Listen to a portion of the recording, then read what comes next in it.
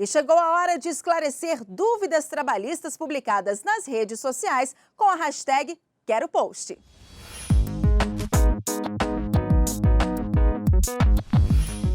E a dúvida de hoje, publicada no Facebook com a hashtag #QueroPost, é do Carlos Alberto. Ele perguntou em quais situações os acidentes ocorridos fora do local de trabalho são caracterizados como acidentes de trabalho e ainda questionou se existe um horário determinado em que o trabalhador está resguardado. Bom, vamos conferir a resposta.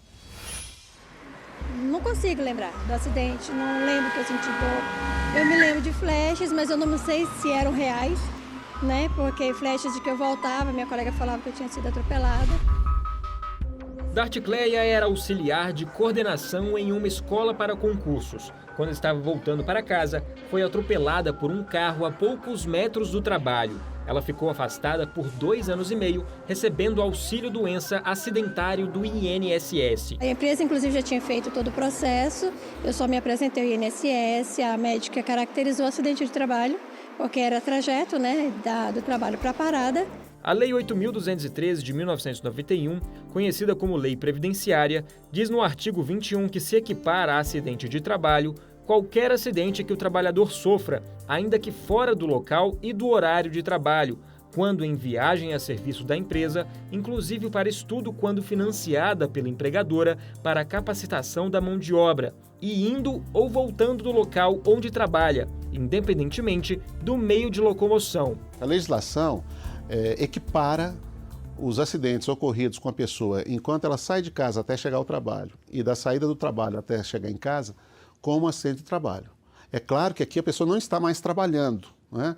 Mas a ideia do legislador é proteger também com o trajeto esse trabalhador para qualquer ocorrência que vá torná-lo, do ponto de vista do trabalho, incapaz. Ao sofrer esse tipo de acidente de trabalho, chamado acidente de trajeto, o trabalhador deve receber o auxílio-doença do INSS até receber alta médica. Ele vai ter o auxílio-doença acidentário, como teria se ele tivesse tido o acidente em outra situação.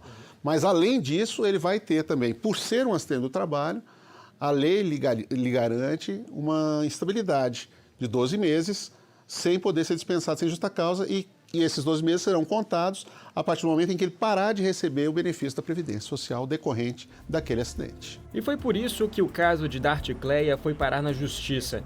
A empresa desrespeitou o tempo de estabilidade e ela foi demitida alguns meses após voltar ao trabalho. Em primeira instância, na 20ª Vara do Trabalho de Brasília, a juíza ressaltou a lei previdenciária e condenou a empresa ao pagamento de indenização correspondente aos salários do período de estabilidade. Em outro caso que chegou ao Tribunal Superior do Trabalho, uma empresa de alimentos do Piauí foi condenada a pagar indenização relativa ao período de estabilidade a um escriturário que sofreu um acidente de carro quando retornava do exame médico demissional.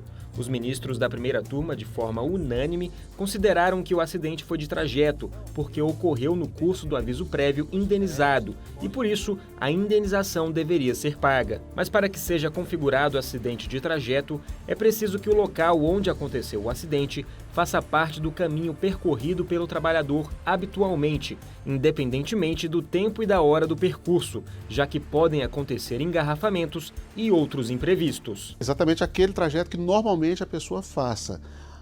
Se a pessoa, ao invés de ir para casa, fazer uma escala para visitar a mãe ou encontrar com os amigos num restaurante ou qualquer outro tipo de desvio de rota, aí haverá uma desfiguração da ideia de acidente do trabalho se ocorrer alguma coisa com ele nesse trajeto. Em casos de acidentes de trajeto, geralmente não se pode pedir indenização ao empregador, como costuma ocorrer quando o acidente acontece durante o trabalho. No acidente de trajeto, isso é muito raro, né? Pode até acontecer, como, por exemplo, na hipótese de fornecimento de transporte aos trabalhadores pelo empregador e onde o acidente decorra, por exemplo, das más condições de manutenção do veículo utilizado. Aí, nesse caso, se pode cogitar, em caráter muito excepcional, de uma indenização a ser paga pelo empregador. Mas não é usual.